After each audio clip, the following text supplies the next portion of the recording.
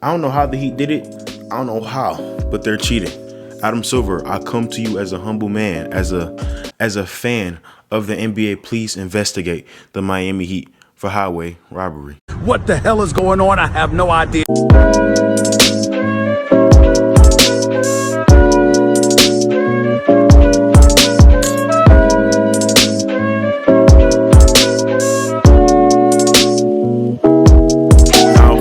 Everybody know trade deadline happened.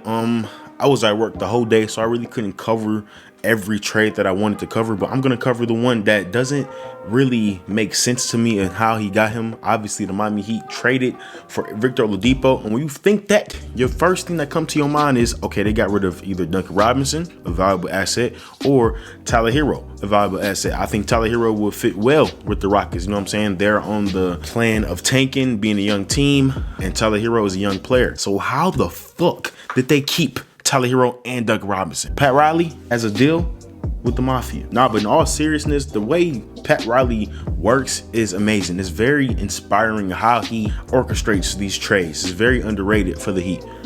He basically said, we played this exactly right. Up until the last seconds, the Rockets were demanding Duncan Robinson.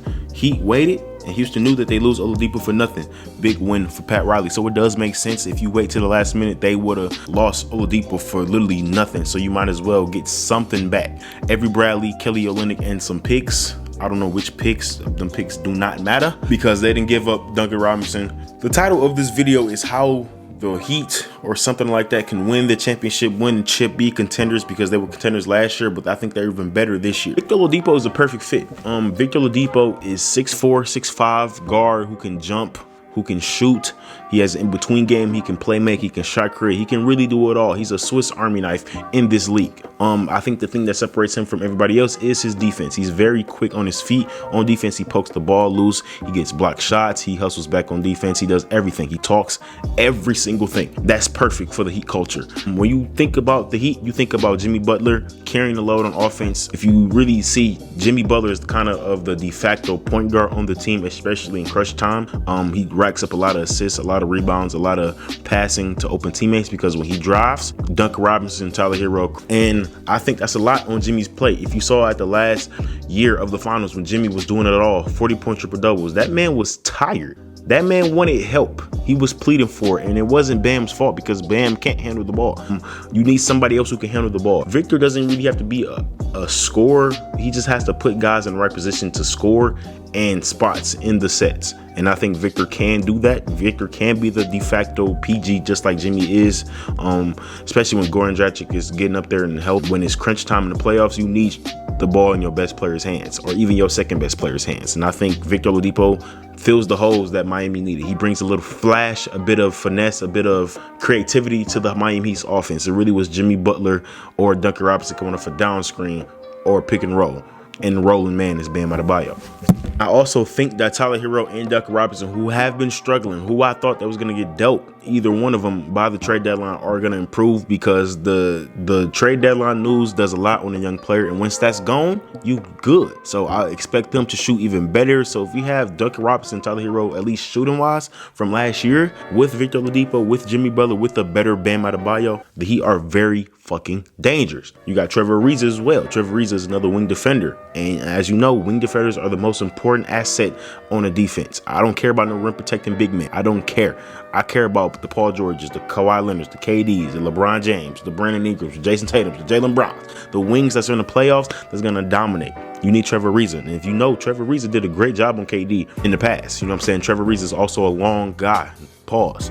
Jimmy Butler is also a great defender. Victor Oladipo is also a great defender. So if they go against a team like the Brooklyn Nets, Kyrie, Victor Oladipo, Jimmy Butler, James Harden, Trevor Ariza, KD, and I know Brooklyn still has the better talent on the offensive end, but the thing about the Heat is they don't beat you off strictly talent. They beat you off culture, hustle, scheming, all that. Eric Spoelstra going coach circles around rookie head coach Steve Nash. Believe that. Then you got Blecia.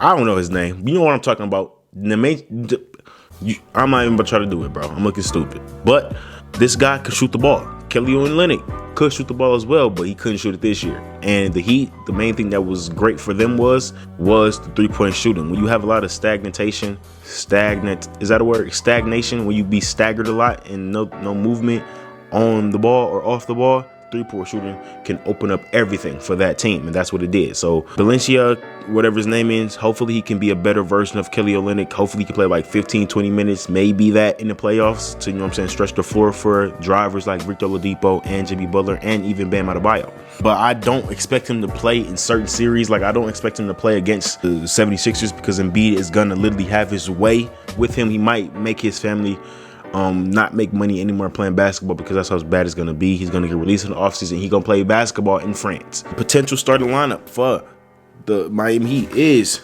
Goran Dragic at point guard, Victor Oladipo at shooting guard, Duncan Robinson at the small forward position, Jimmy Butler at the 4, Bam at the 5. Now, this is technically can be the starting lineup, but in closing seconds, I'd rather have Tyler Herro in for Goran Dragic. It depends who has the hot hand or not, but I'd rather have Jimmy or Victor Oladipo run the offense, run the PG position more often than not, especially in the playoffs. And maybe put a stretch 5 next to Bam, because Jimmy Butler can't shoot even though he's at the 4. Even though he will take them threes, they're not closing really hard on Jimmy Butler.